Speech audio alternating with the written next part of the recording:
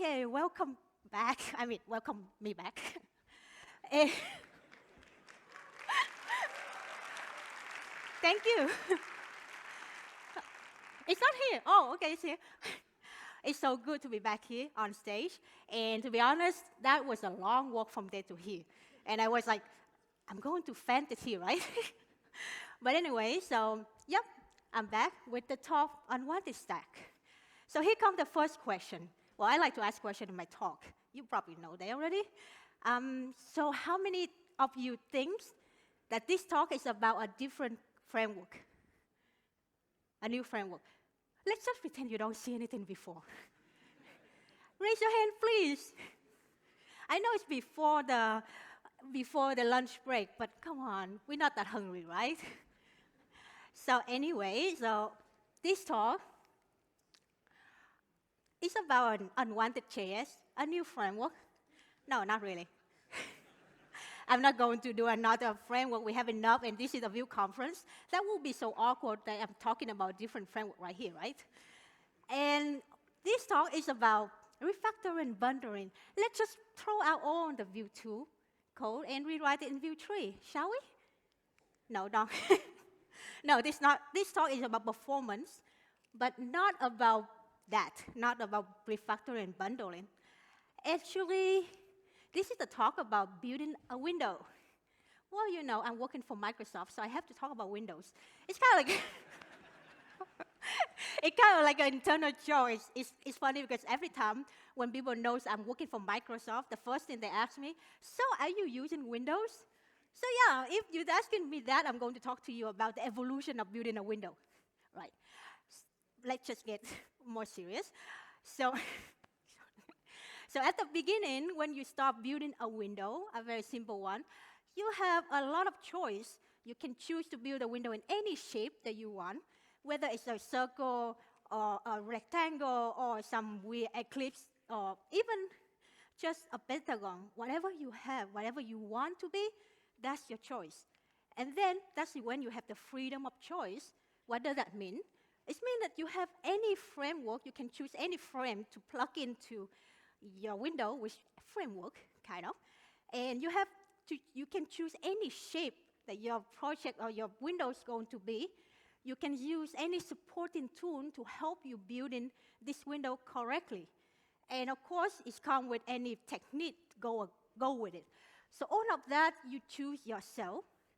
But after a while, assuming you finish with your windows, you have two options. One is that that's it, you release to the Y, and you make a big money out of that, become a startup, making it in the company, making Windows.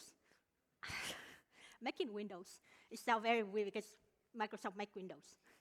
Anyway, it's not funny, right?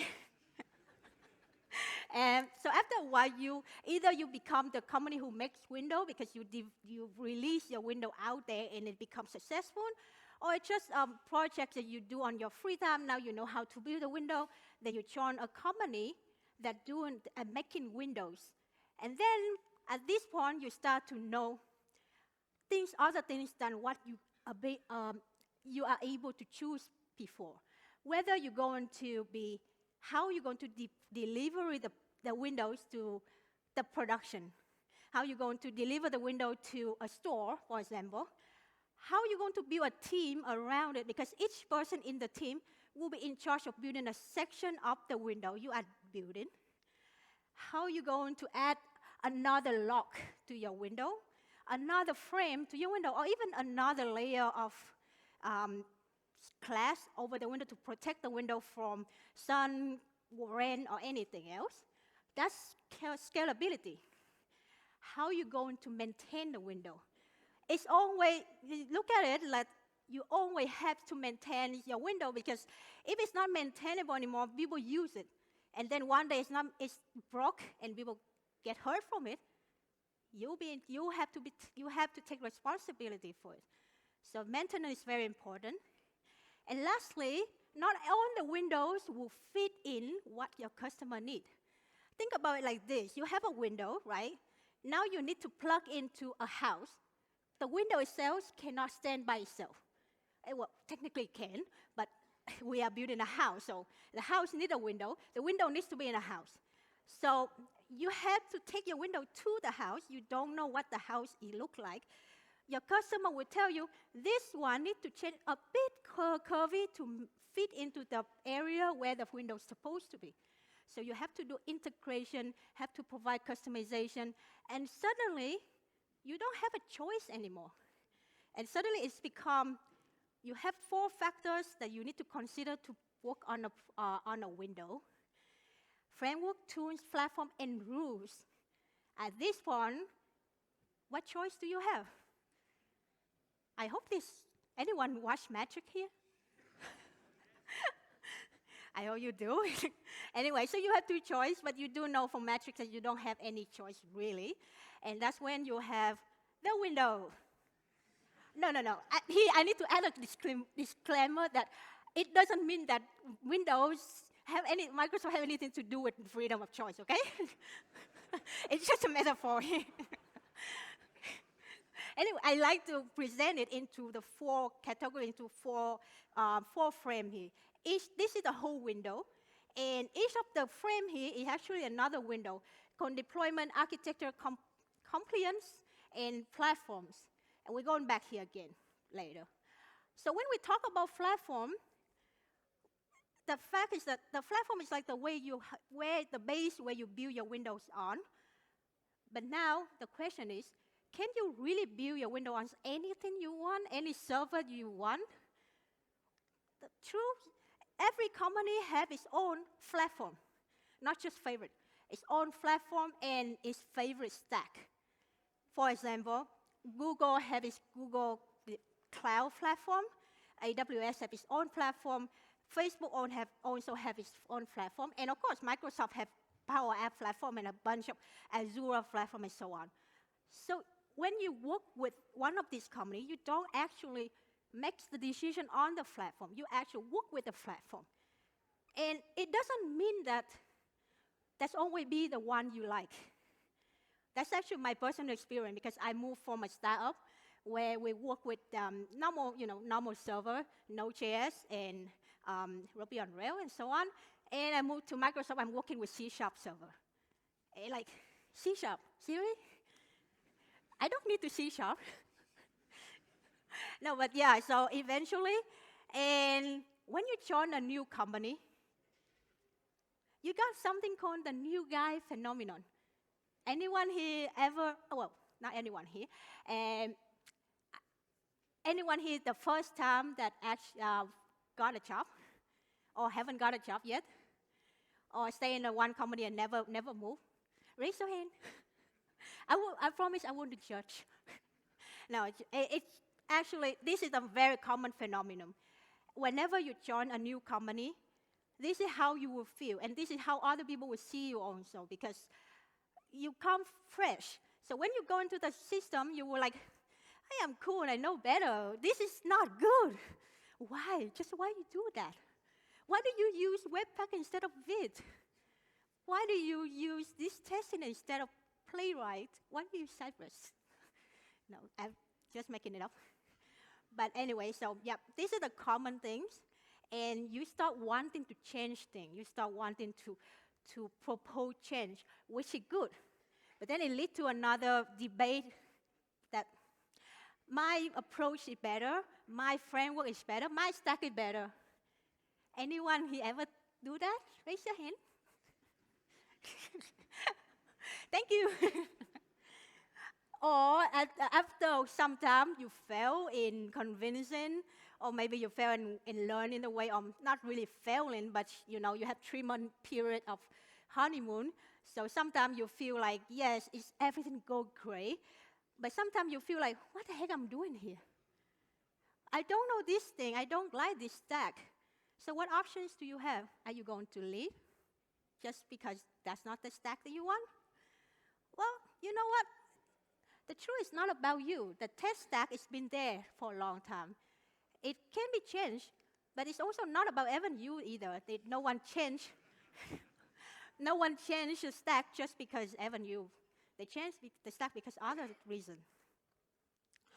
It's about the window. Actually, more like it's about the project. So remember the 4 cubes of the window? Each cube is the window itself, and each window here represents a progress in the whole process of building a project. So when you come into a new team or you start in a new project in a company, this is the 4 cube that you need to take into considerations. Not just go ahead and say, hey, this is cool framework, we're going to use it. It comes with this tool and that tool, and it's the perfect stack. No, you need to take the whole thing into consideration why this is good. And that's, oh, yeah. Now, this is, I was not so sure putting in this, so don't look at this, okay? This, no, not that don't look at it, just don't need to understand what it is. This is the example of my work, what I do in Microsoft. I work for, the team is we doing business solutions for a platform called Power Apps. How many people here ever heard about Power Apps? Ah, cool, yay. So we're working for that. We're building modern-driven apps, which is technically web applications for deliver some solution to government, healthcare, and enterprise. And the platform is awesome. But to me, it's a stranger because I don't know this platform before. And it have all the connection to the database, have own authentication so that you can build everything up. But it also take away from you some control. Suddenly, you don't have a control of the build process because the deployment is taken care by Power Apps. The deployment is using Webpack the building using Webpack under the hood, and you have to build your projects to deploy in the Power Apps platform for other people to use through their build tool. So you basically lose the control of the deployment. You still have the control over creating your CI/CD, but you don't have the control over whether you use Webpack or whether you use Vite or anything else. And the platform is there. You also don't have a control of building the server because the server is already there. You only need to configure it to work with your application. So what you have right now is the control over architecture and compliance. So let's take a look. What architecture actually means? It means that when you do a project, it's about what the size of the project. Not every project are the same. And not every project needs the same stack. Code maintenance, how you're going to maintain it, how you're going to structure your code, so that anyone else, when the next new guy come into your code base, he will not feel like he lost in the wood. And how much scalability you're going to provide your code. If you're going to write a website, a landing page, just a normal demo website, you probably don't need scalability here. But you're going to write an application where every piece is a component going to be reused by some other team and be deployed to customer as the component itself, and they will take it and use it in their applications. You probably need to know how to do scalability here. And lastly, team performance. This is not the performance of how fast your application is. It's about how fast your team can work together and can help each other to achieve what you want to do. And what you want to do is to comply with a bunch of protocols that your project is given. In companies, startups may probably have less protocol, but in corporate companies, in big companies like Microsoft or Google, well, I'm talking about my experience, it have a lot of protocols to fulfill before you can release something. Accessibility is one of the huge part. Well, accessibility in general, it has to be the huge part. It's usability for everyone, so you cannot ignore it. You cannot just say the same old reason that we don't need accessibility because we don't need to support that. Now it's everywhere. You have to have some accessibility support in your application so people can use it. Testing, how are you going to test it? Are you going to manually run your test, check on browser, or have a whole team dedicated to do manual testing? That's not going to work. Finding people nowadays is hard. Finding manual QA is harder. So I believe that if you have set up the end-to-end testing properly, like you don't write the test, say, expect hello world equal hello world, then your code is good. And you probably don't need the manual QA. You only need it for very edge case. And that edge case, you as the developer can check it yourself if you're responsible enough. But yeah.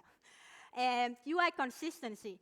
Every company have their own product, have their branding UI library, their favorite UI design. You do remember the flat UI of Microsoft, right? It's the flat UI, the super flat. So yeah, but we still use it. In every single product that we develop, we have to understand that we use the same standard, same protocol for the UI component. No matter what tech you use, Vue, React, Angular, doesn't matter. What? Doesn't matter. It's always happened.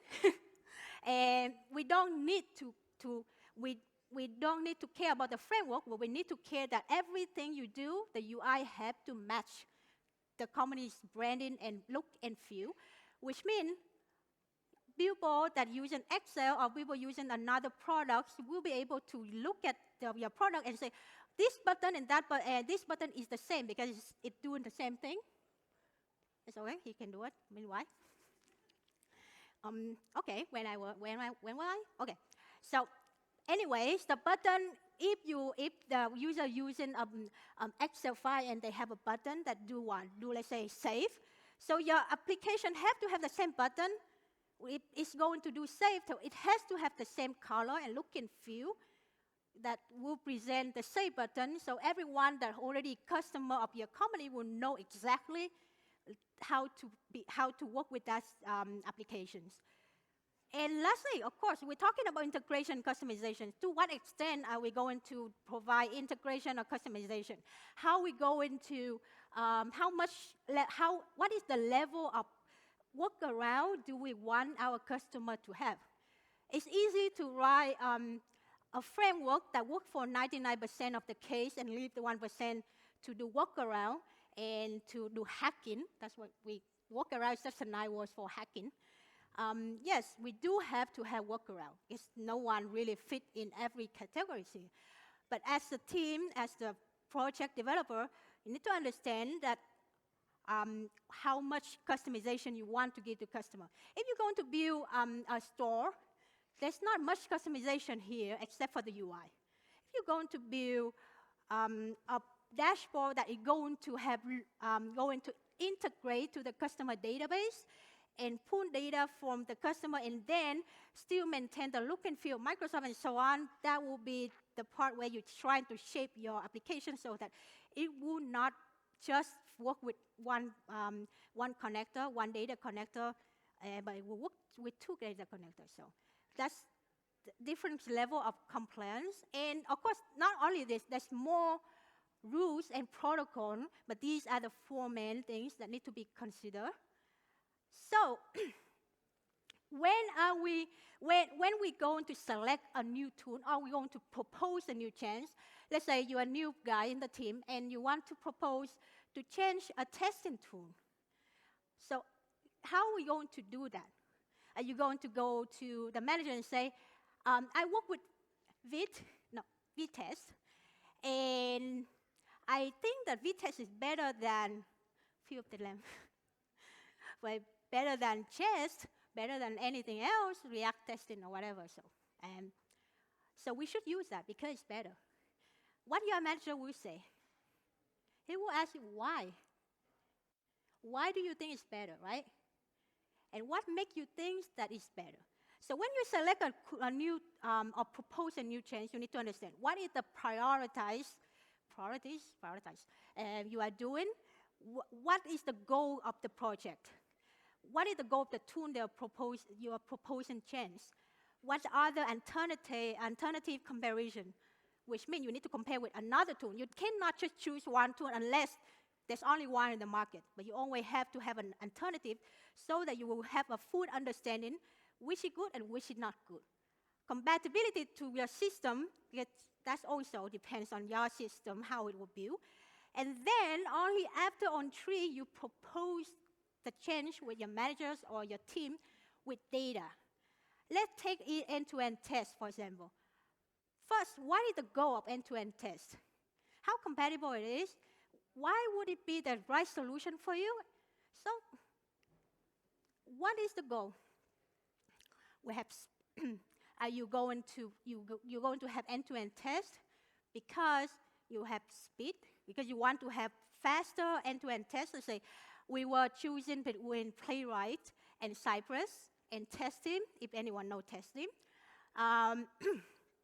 We will consider what is the goal when we choose an end-to-end testing framework. Whether it's going to be speed, whether we need a dashboard for support us to view on the testing result, or we don't need it. If we need cross-browser support, like we do need to test in every browser, or we only support specific browser? Do we need to flexibility in changing the test runner? For example, we want to change to accessibility test runner, and we want to switch back to the default test runner afterwards. What about parallel testing? Let's assume if you have more than 10,000 tests, which in our case we have. We have a very big system that every time we run a test, it takes us about 8 hours or something. So parallel testing will help a lot in this case because it runs everything in parallel.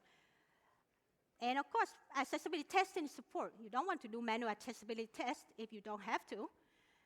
And how compatible is it?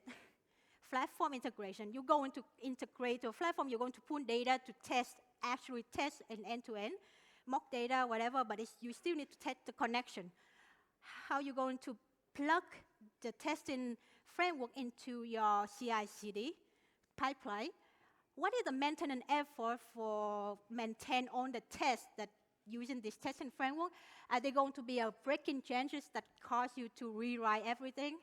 And what's the learning effort? Because each testing frameworks require different set of learning, and even though some are very similar to each other, they are different. So they still need time to get used to and to learn to how to set up properly.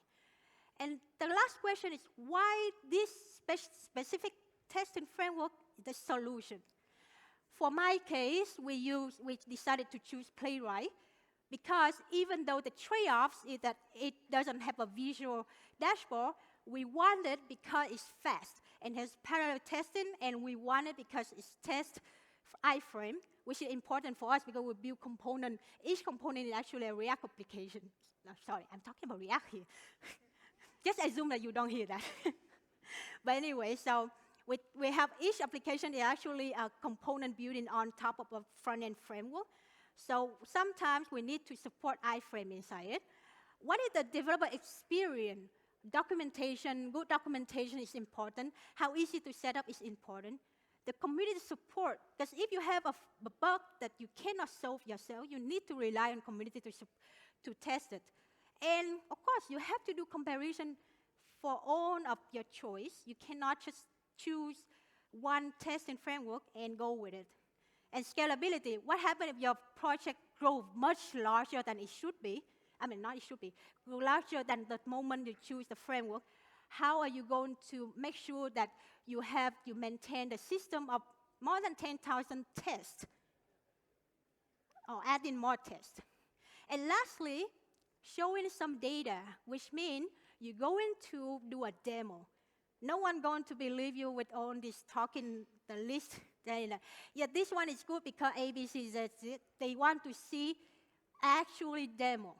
So usually we do a demo on a very simple case to see between this testing framework and that testing framework. Don't do that. What you should do instead is making the test on the hardest case of your application, the most complex case. That takes time, but if you do that, you will have two different, you can really see the difference in performance in how the testing framework behaves between the different testing framework. Because the most complex situation is what you will face in the future if you choose one testing framework and it's failed to do that. Then you have to revert back and choose a different one. And that means all the effort trying to learn, trying to write tests, trying to get adapted to new testing framework, it go wasted.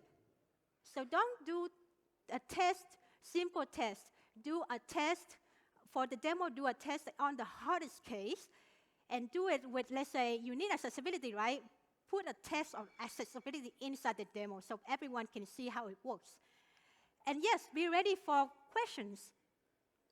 Well, question is there a lot. Some people will just say, so what? I don't care. It's just any testing framework is fine. Or some people will throw you a lot of questions like, why, and why. And then you need to understand, again, you need to understand why and what, and come back to all the steps that I talked before. If you understand it, you'll be able to answer it. And lastly, change the stack. Let me say the new guy come in, want to change the stack. So yeah, let's change the stack.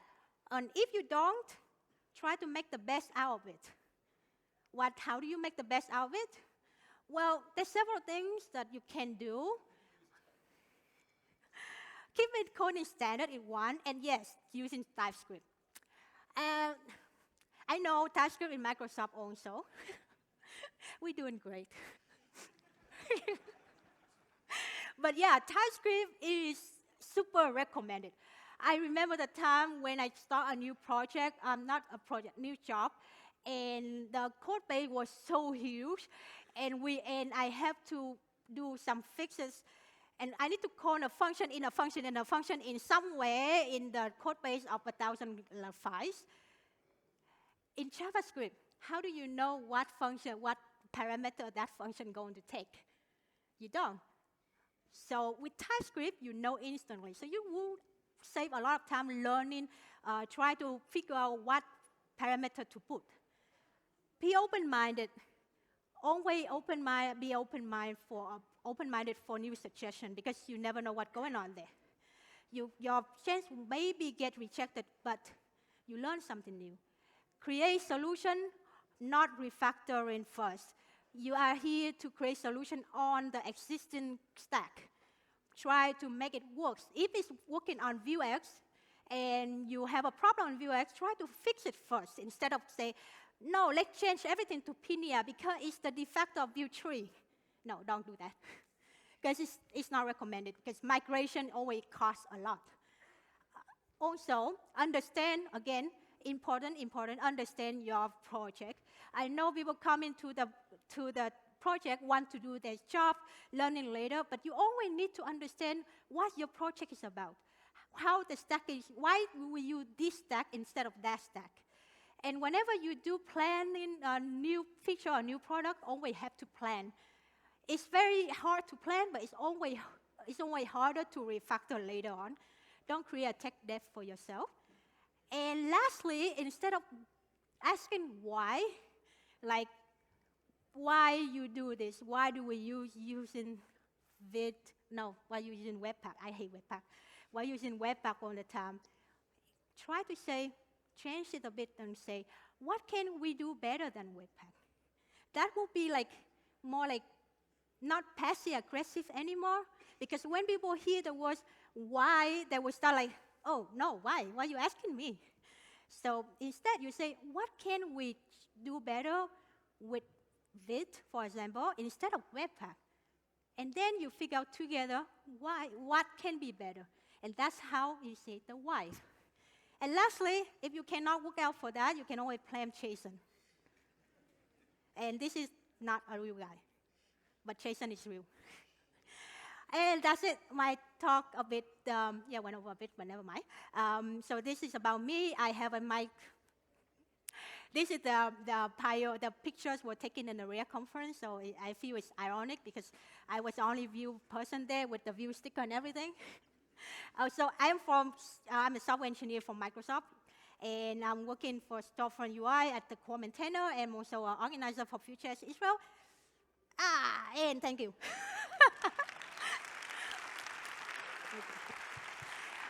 And enjoy the windows. Thank you so much, Maya. That was fantastic.